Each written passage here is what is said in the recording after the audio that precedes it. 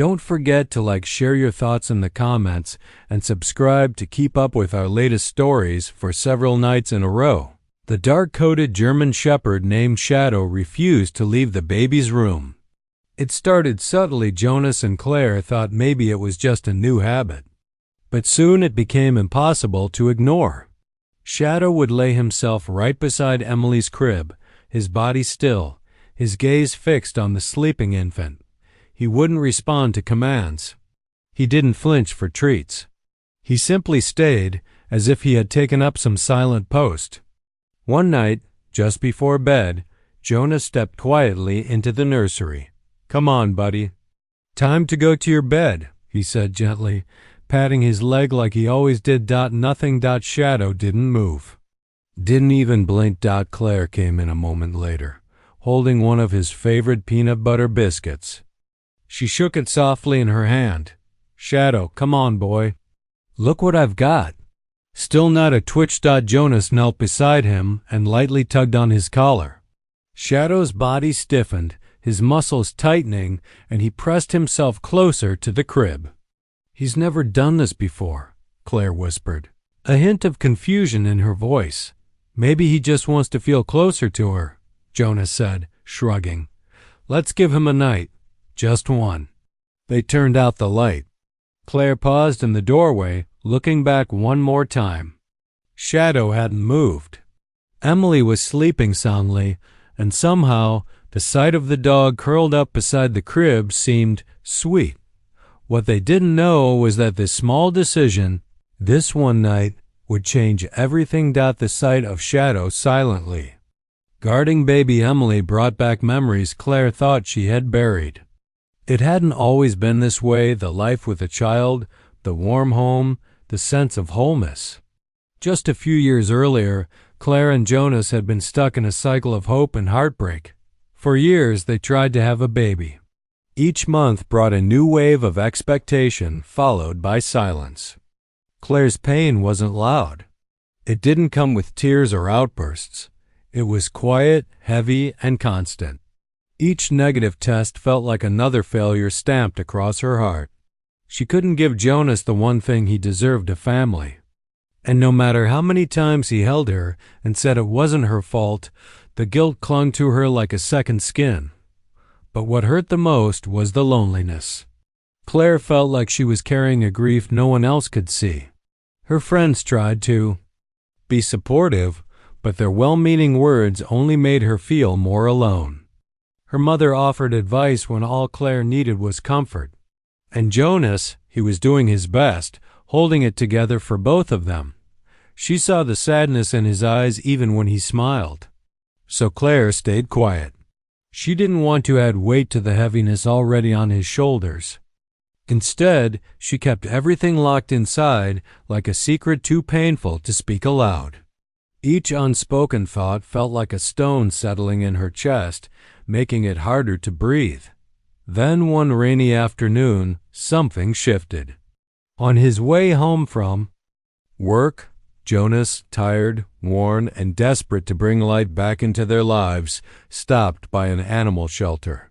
He hadn't planned it. Something had just drawn him in. There, at the back of the kennels, sat a large German Shepherd. He wasn't barking or pacing like the others. He just sat, calm and still, his eyes locked on Jonas. There was something in the way he looked at me, Jonas would later tell Claire. Like he already knew who I was. Without hesitation, Jonas signed the adoption forms and brought him home. Claire was unsure at first, but the moment she knelt beside the dog and looked into his eyes, something cracked open in her. There was a calmness. There a quiet strength that wrapped around her like a blanket. For the first time in months, she felt her chest loosen. Her breath slowed. It was as if Shadow was telling her without a word, "You're not alone." In the gaze she found comfort, real wordless comfort. Looking into his eyes, she felt understood in a way no one else had managed. It was like fate had sent him, like he had always been meant to find her. Shadow wasn't the child she dreamed of, but he gave her something else, a reason to get up in the morning, a living soul to care for, a companion host for nothing but her presence. For the first few months, life with Shadow felt like healing. He followed Claire everywhere, resting at her feet during quiet evenings and nudging her hand gently when she sank too far into herself. He didn't ask for much, just toed near. Slowly the fog that had settled over the house began to lift. For the first time in a long while, Claire and Jonas started smiling again. But just as their hearts began to mend, life through another cruel twist. Shadow began to change. It started with small things. Hugh wasn't as playful, didn't jump up when Jonas came home, and slept more than usual. Claire noticed at first. He's tired, she said softly. One morning, watching him ignore his breakfast, something's wrong. A trip to the vet confirmed what they had silently feared. Shadow had cancer, an aggressive form in his throat. The new shit like a storm. Claire felt the floor fall out from under her. Jonas clenched his jaw so tightly he thought his teeth might crack. They had already lost so much. The thought of losing him too was unbearable. They refused to give up. Shadow had saved them once. They weren't going to turn their backs on him now. What followed was a long stretch of vet visits, medications, and sleepless nights filled with silent prayers against the odds. Shadow pulled through, but the treatment had come at a cost. The damage to his throat was irreversible. He could no longer bark. What had once been sharp protective barks were now replaced with soft rasping grunts. Claire was devastated. He lost his voice. She whispered, tears swelling in her eyes. It wasn't just the absence of sound that broke her. It was meaning behind it. That bark had on speen. His way of speaking to the world, of protecting, of belonging. Now it was gone, and she couldn't help but feel like fueled. Had stolen something from him, something he could never explain, and she could never give back. She sat on Pfeffler beside him that night, her fingers gently stroking the fur behind his ears. His eyes looked up at her, calm but tired. I'm so sorry, she murmured, barely able to get the words out. It felt like watching your child get hurt and not being able to do a thing about it. That ache in her chest wasn't just sadness. It was grief, sharp and personal. Not because it was broken, but because he had been brave through it all and now had to face the world in silence. She wrapped her arms around him and let herself cry, not for herself, but for him. Jonas placed a hand on her shoulder. Maybe his silent sigh's just another reminder of everything we've survived. He's still here. Claire, that's what matters, and she nodded back. In her heart, she knew he was right. Life eventually settled into quiet rhythm. Shadow, now voiceless but ever faithful, resumed his silent presence beside Claire. The house no longer echoed with barking, but with the soft sound of healing, slow, patient and real. Then one morning something changed. Claire sat at the edge of the bed, staring at the calendar. She was late, not by much, but enough to notice. Her heart fluttered, her emotions tangled, joy, panic, disbelief. She wanted so badly to believe, to let herself imagine the possibility, but Shek knew how hope could betray her. Every time she dared to hold on, reality had found a way to take it back.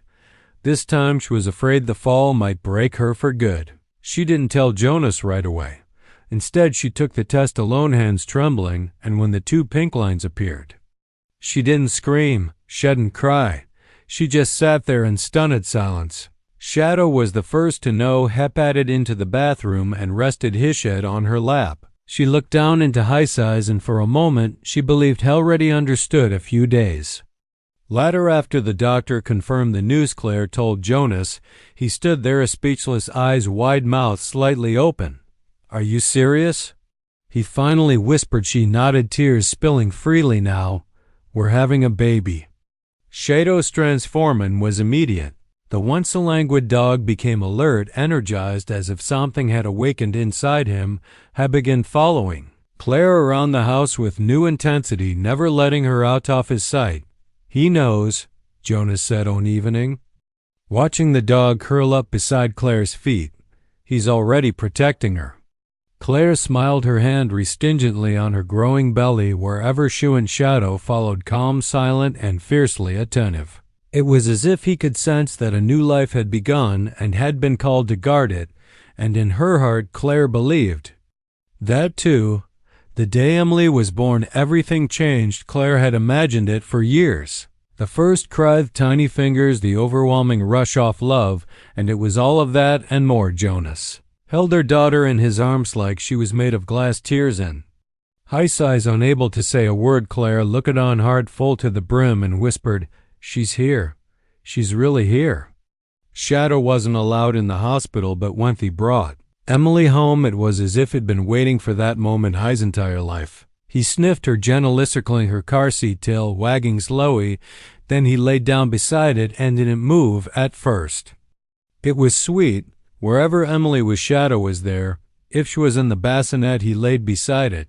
If she was on the couch, he sat below her feet. When she cried, his ears perked up, his body alert, not frantic, just ready. Claire smiled at how naturally he took on the role of guardian, but as the days turned into weeks, she started noticing things. Shadow didn't just prefer being near Emily. He couldn't leave her side. Even when Claire or Jonas were in their room, he would position himself between them and the crib. Unmoving, one afternoon after feeding Emily, Claire placed her on a soft blanket in the living room while she went to the kitchen for just a few minutes.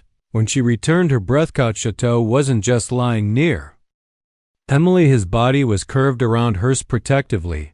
His large head rested inches from her cheek, and his chest rose and fell in sync with her tiny breaths. Emily, unfazed, wiggled her fingers in fear, cooing softly. Claire froze. In another she might have taken a picture, texted Jonas with a heart emoji. But now something felt off, too intense, too close. Her stomach turned. Was this love, or was it something else? That evening, Clara couldn't shake the feeling.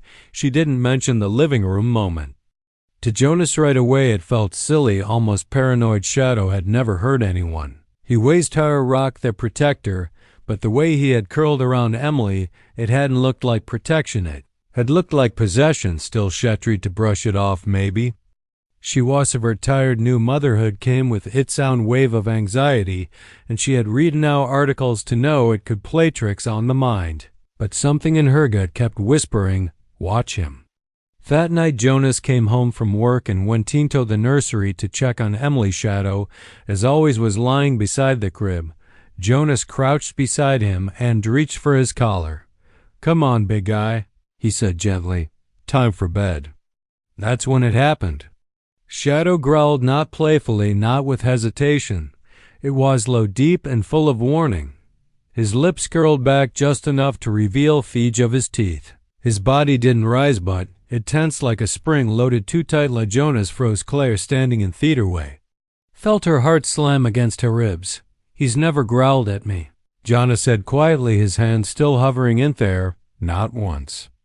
Claire didn't wait. She crossed the room, scooped up Emily in her arms, and backed away slowly. To their surprise, Shadow didn't move. His eyes followed every motion Claire made, but had stayed where he was, breathing slowly, silently. That night, Claire didn't let Emily sleep in her room. Something had shifted, and deep down she knew this wasn't just maternal instinct. Something about Shadow's behavior had changed, and it was time to start asking why. Claire didn't sleep that night. She lay in bed with Emily beside her ears tuned to every creak of the house, every subtle sound from the baby monitor. Her mind kept replaying the growl, the way Shadow's body had stiffened, the look in his eyes, not aggressive, not angry, but intense, watchful. She had seen loyalty in his eyes before. This had been different, and yet lying there in the dark, what hurt the most wasn't fear. It was heartbreak. Shadow wasn't just a dog to her. He was her second child. She had held him through illness, loved him through resilience, trusted him with her daughter. The thought that he might be changing, that something darker might be rising inside him, was almost too much to bear. It twisted in her chest like grief. Please don't let it be that, she thought. Please don't let him be dangerous. She wanted to believe in him, needed to believe that his strange behavior had areas in that he wasn't turning, but warning that his silence, his tension, his scroll had all been trying to tell her something. By morning she was exhausted, but one thought wouldn't let her go. What is he saying? Jonas tried to ease her worry. Claire, he's just protecting her. Maybe we startled him, that's all. But Claire couldn't shake the feeling Shadow wasn't the one acting strange. Something else was. After Jonas left for work, Clara tiptoed into The nursery shadow was there, of course, lying by the crib like a statue. His eyes lifted when she entered, but he didn't move. She hesitated, then walked back to the living room and grabbed the baby monitor. She sat on the couch, Emily asleep in her arms. And upon the playback recordings, at first there was nothing, just Shadow lying still, breathing slow and steady. Claire fast forward, then she saw it. Every night sometimes Shadow's ears would perk up, his head would rise, eyes locked toward the nursery window. His body tensed dexically like it had the night he growled, and then he would growl again, a low voiceless rasp. Not once, not twice, but every night for over a week. Clara's skin prickled, her heart pounded. He went growling at us. He was growling at something. Outside, she grabbed the remote for the security cameras Jonas had installed months ago and scrubbed through the footage. She matched that times, and that's when her blood ran cold there. In the shadows near the window, a faint movement, a silhouette, a figure. Claire froze, the monitor still in her hand, breath caught in her chest. She reached for her phone with trembling fingers and called. Jonas, come home, she whispered. Now, and bring the police. By the time Jonas arrived, 2 patrol cars had already pulled up in front of the house. Claire stood at theaterway, clutching Emily, her knuckles white. Her voice low but steady as she played everything for the officers. The strange growls, the nightly tension the shadow caught on the footage. The police took them seriously together. They viewed the external camera recordings again, this time slowing them down, enhancing where they could. And there it was, clearer than before, a man lurking near the nursery window, always around the same time, standing still for long minutes watching. He wasn't just passing by, he was studying the house. The officers exchanged looks and nodded grimly. You did the right thing, one of them said. We'll increase patrols and we'll need you to stay somewhere else for a few days just to be safe. Claire didn't hesitate. The very thought of spending another night in that house, knowing Simeon had been just feet from her sleeping child, made her stomach turn. Within hours, she, Jonas, Emily, and Shadow were packed and headed to her sister's home across town. A week later, the call came. They'd found him. The man in the footage wasn't just a drifter. He had a record long and disturbing. He was connected to a string of attempted abductions in nearby counties, always some pattern surveillance first, then waiting for the right moment. But this time he didn't get the chance because of Shadow, because every night, even without a voice, he had stood guard, and when he felt danger, he growled, not to scare Claire or Jonas, but to say, something's wrong. Claire sat on the porch, weaning, Emily asleep in her arms, Shadow laying quietly at her feet. She looked down at him, her eyes misting. You knew all along, and I almost doubted you. She reached down, cupping his face in her hands. Jonas joined her. Kneeling beside their silent hero, he placed a hand gently on Shadow's back. You saved her, Hugh whispered. You saved all of us, and in that moment they both understood Shadow hadn't just been protecting their daughter. He had been saving their family in silence. Night at a time, they didn't tread into that house. The fear lingered too deeply in the walls and the silence between breaths. Instead, Jonas and Claire found a new home in a quiet neighborhood with bright windows and no shadows near the nursery, and in that new space something changed. Shadow no longer paced at night. He no longer stood guard by the crib. Instead, he napped peacefully near sunlit windows, his body finally at ease. Emily, now crawling and curious, followed him everywhere, and Shadow always calm, always patient, let her too get his ears and lean against his side like he was made of stone and warmth. Claire often watched them from the kitchen, her heart full. He wasn't just her dog. He was family, a guardian, a hero in silence, and now finally he could rest because the people he loved were